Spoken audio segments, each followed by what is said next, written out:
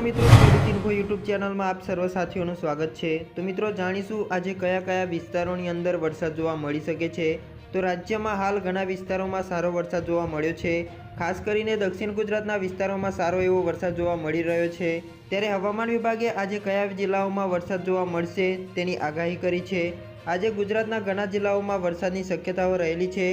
હવામાન વિભાગે દક્ષિણ ગુજરાતમાં ભારે વરસાદની આગાહી કરી છે, જેમાં મિત્રો વડોદરા, છોટાઉદેપુર, ભરૂચ, નર્મદા, સુરત, તાપી, નવસારી, ડાંગ અને વલસાડમાં અમુક સ્થળોએ હળવાથી મધ્યમ વરસાદની શક્યતાઓ રહેલી છે।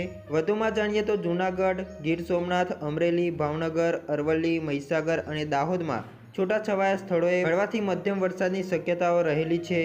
21 તારીખની વાત કરીએ તો મિત્રો 21 તારીખ દરમિયાન કયા વિસ્તારોમાં વરસાદ જોવા મળી શકે છે? તો દક્ષિણ ગુજરાતના ઘણા જિલ્લાઓમાં આગાહી કરવામાં આવી છે। સાથે સૌરાષ્ટ્રમાં પણ વરસાદની શક્યતાઓ રહેલી છે, જેમાં જૂનાગઢ, અમરેલી, ભાવનગર, ગીર સોમનાથ, પંચમહાલ અને દાહોદમાં હળવા વરસાદની શક્યતાઓ છે। વડોદરા, છોટાઉદેપુર, ભરૂચ, નર્મદા, સુરત, તાપી, ડાંગ, નવસારી અને વલસાડમાં અમુક વિસ્તારોમાં ભારે વરસાદની શક્યતાઓ રહેલી છે।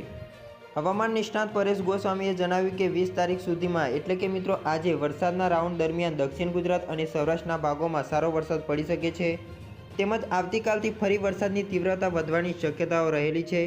આ સાથે તેમણે વધુમાં જણાવ્યું કે 21થી 25 જૂનમાં સાર્વત્રિક વરસાદ અને સારા વરસાદની શક્યતાઓ રહેલી છે, એટલે ખેડૂતોને ચિંતા કરવાની જરૂર નથી। 25 જૂન સુધીમાં વરસાદમાં તો ગુજરાતના 50% કરતાં વધારે ભાગોમાં વાવણીનો વરસાદ જોવા મળી શકે છે, જ્યારે જૂન મહિનાના છેલ્લા પખવાડિયા સુધીમાં તમામ વિસ્તારોમાં વાવણી લાયક વરસાદ થઈ શકે છે।